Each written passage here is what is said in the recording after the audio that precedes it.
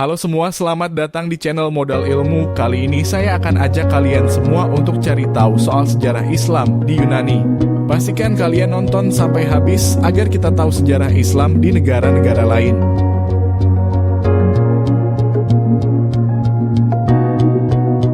Yunani menjadi rumah bagi sekitar 370.000 muslim atau 3,5% dari populasi. Yunani memiliki sejarah panjang dengan Islam dan pemeluk risalah Muhammad SAW ini. Populasi muslim di Yunani tidak homogen karena terdiri atas latar belakang etnis, bahasa, dan sosial yang berbeda. Sebagian besar mereka berasal dari Albania, tetapi ada juga yang berasal dari Pomaks Turki, kelompok Romani tertentu, dan muslim Yunani, terutama dari Crete, Epirus, dan Barat Macedonia Yunani, khususnya pada abad ke-17 dan 18. Tapi komunitas muslim adat di Thrace berjumlah sekitar 120.000 orang. Keberadaan entitas muslim di Yunani tak bisa terlepaskan dari dinamika yang muncul dari perjanjian Lausana pada 1923. Sihur Poulton dalam The Balkans Minorities and States in Conflict Minority Rights Publications menjelaskan perjanjian ini memberikan dua sisi mata uang sekaligus positif dan negatif. Di satu sisi perjanjian yang prinsipnya berisikan pertukaran populasi antara Yunani dan Republik Turki baru adalah bentuk pengakuan perdana terhadap institusi mufti dalam beberapa aspek hukum perdata di Thrace. Ketentuan ini telah dihormati pemerintah Yunani. Dilansir dari eurostripislam.info, dalam Lausana, Yunani mengakui mufti sebagai otoritas keagamaan di Thrace dengan berbagai keistimewaan sipil dan hukum.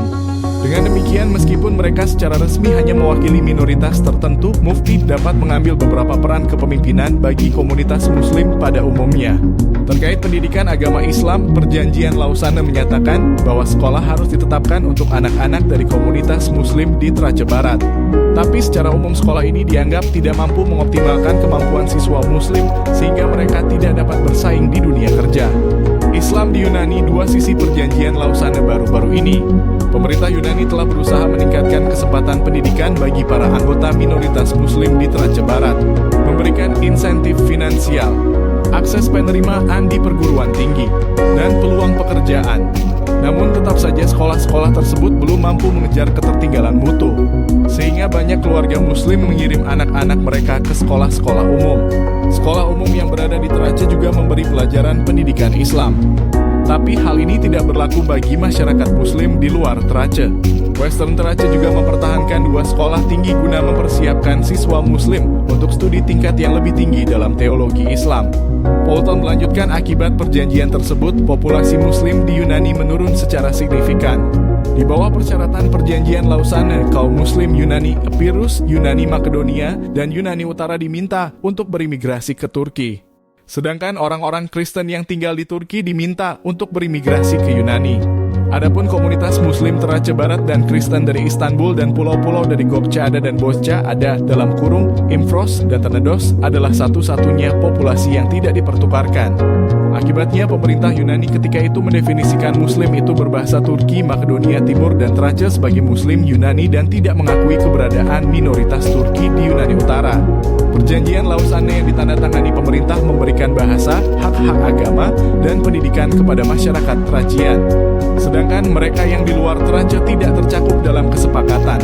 Dengan demikian, umat Islam di bagian lain di negara tersebut terpaksa harus ke Thrace untuk mendapatkan pengakuan negara seperti pernikahan dan pemakaman.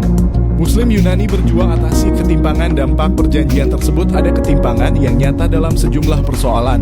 Menyangkut masjid, misalnya di Western Thrace dan Pulau Rhodes serta Kos, sekitar 290 masjid beroperasi.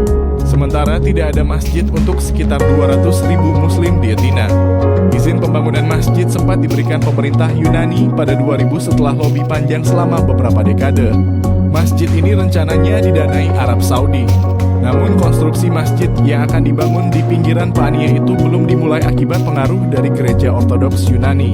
Mereka tidak siap menerima masjid di tengah negara Kristen Ortodoks. Penolakan juga datang dari wali kota dan penduduk setempat. Mereka mengklaim masjid akan menjadi salah satu bangunan yang pertama kali terlihat dari bandara, sehingga merusak citra dan karakter Yunani sebagai mayoritas Ortodoks. Mereka juga mengklaim Muslim keberatan dengan lokasi yang jauh, sekitar 1 jam dari pusat kota Athena untuk salat zuhur atau Jumat. Perjanjian Lausana juga berimbas pada kesulitan terhadap area pemakaman. Satu-satunya pemakaman Muslim terletak di Terace Barat. Tapi beberapa Muslim mengaku keberatan dengan kebijakan ini. Khususnya mereka yang tidak memiliki cukup uang untuk melakukan perjalanan ke Terace atau negara lain untuk melakukan pemakaman. Sekian penjelasan tentang sejarah Islam di Yunani. Kalau kalian mau kita bahas tentang sejarah Islam di negara-negara lain, langsung kasih masukan di kolom komentar. Sampai jumpa dan terima kasih untuk antusiasnya yang begitu